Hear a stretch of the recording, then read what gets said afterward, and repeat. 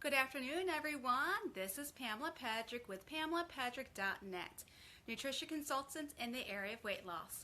Hope everyone is having a fabulous day so far today. I know maybe some of you are still at work and haven't had a chance to watch this live. If you can, write down in the comment section where you're chiming in from, where you're from. I'd love to know where y'all are from.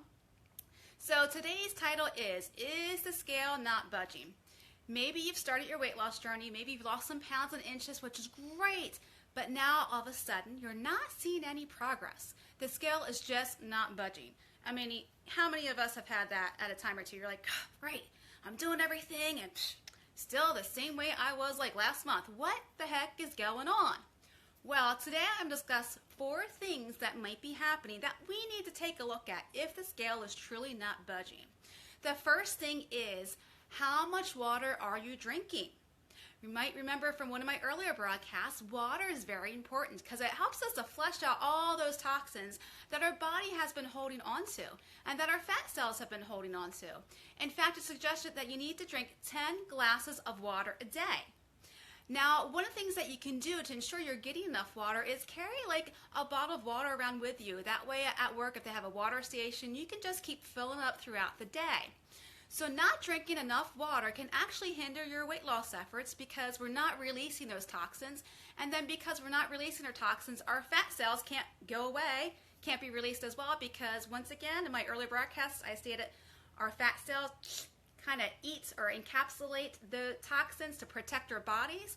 When we release those toxins, our fat cells go, okay, now I can go away, and we lose the weight.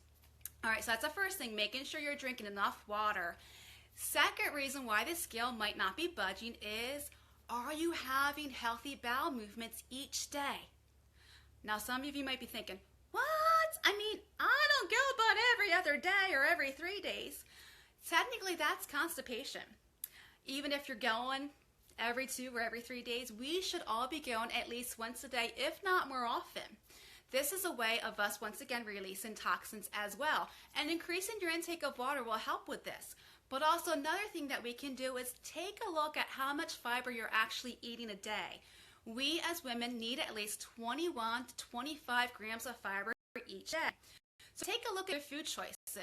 Are you getting fiber in your diet in order for us to have those nice healthy bowel movements? Like I said, it's at least once a day. And some of us are holding on some weights in our colon. So we need to have those nice healthy bowel movements. So that's number 2, making sure you're getting enough fiber in your diet. Number 3 reason why the scale might be budging is look at what you're eating.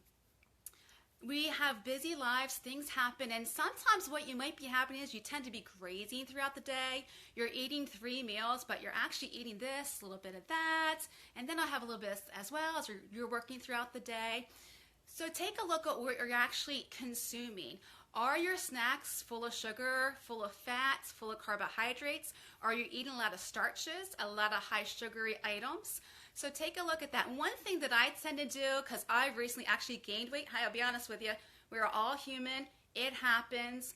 Life happens. Had a lot of different stressors throughout my life recently. So I actually gained 10 pounds. So I'm on my way down with all of you out there as well. One of the things you can do, and what I've used as well, it's an app called myfitnesspal.com. You can actually go online. It is free. And if you have a smartphone, you can download the app as well, and it's free for you as well. And what you can do is so once you set up your profile, it gets your weight, how tall you are, and then how much weight you want to lose, how many pounds or inches you want to lose. And it tells you, based on your activity level, how many calories you need to consume each day. Now, I'm not one to be real strict as far as calories because you can eat more calories as long as they're good calories, like your fruits and vegetables throughout the day. But every now and then, I do take a look at what have I been consuming. Am I eating too much lattes? Am I eating too much sugary items? And one thing that I really love about the app is if you have the barcode app, instead of putting in all your food choices, you can just take a picture of the barcode and it pops up that food item. And you can put how many servings of that food item that you've consumed for that time. Breakfast, lunch, dinner, snacks. And be truthful as well. Don't be like, well, I think I ate this. Be truthful because you might find that you're consuming a lot more calories than you think you are or a lot more fats. So that's another tip for you. Keeping track of what you've been eating. You don't have to be real strict with it, but at least do this for the next 24 to 48 hours to see what you really are consuming. All right, so that's number 3. Number 4 reason why the scale might not be budging is, are you sleep deprived or are you stressed out? Now, you might have seen my broadcast from April 7th about our state of sleeplessness and the importance of having good quality of sleep each night.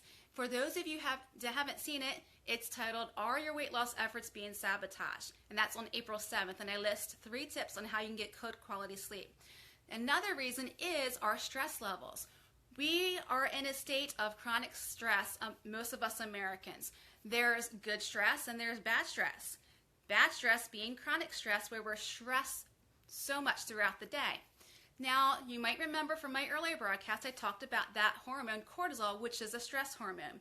And yes, in situations, it is very good because it keeps us focused. It's that fight or flight option. It keeps us focused on that. But when we have that cortisol levels throughout the day, we're so stressed, it hinders our weight loss efforts. And actually, what research shows is that stress holds onto our fat in our bodies, and guess where it ends up as women? Our bellies. So we get all that belly fat from all that cortisol, from all the stress that we're under. So making sure you're getting good quality sleep, which is stated as at least 8 hours. They want you to get 9, but at least 8 hours of sleep each night. Not tossing and turning, but good quality sleep. And also decreasing your stress. One way that you can do this is through prayer, meditation. Yoga's really good. So there are some things that you can do to kind of lower your stress. And if you find that you're in that stressful moment, like you've just had such a horrible day, you're so stressed out about life, going for a 20 to 30 minute walk to kind of decompress, so to speak, is excellent for decreasing your stress levels. So those are 4 things that might be hindering the scale from not moving for you. Not drinking enough water, okay? Not having healthy bowel movements each day. Number 3 is, what are you eating throughout the day? Are you eating too many calories, too many fat grams? And number 4 is not getting good quality sleep and being stressed. But number 5 is measure yourself. Take your measurements, because you might find that the scale's not moving, but guess what? We are down a size. We don't have to buy a bigger size. Now we're down a size. And do the happy dance, especially if you're doing any weight training. Muscle weighs more than fat. So if you're gaining some lean muscle mass, the scale might not be moving, but you might be noticing you're losing some inches. And now you're going to have to go down a size. So that's number 5. That's actually a good reason why the scale's not moving, right? So we can all celebrate that. For more tips on motivation on how you can lose weight, get healthy, and get a slimmer, trimmer you, visit my website at PamelaPedrick.net. To your health. And if you found value in this, please share or tag someone in the comments below. Have a great day.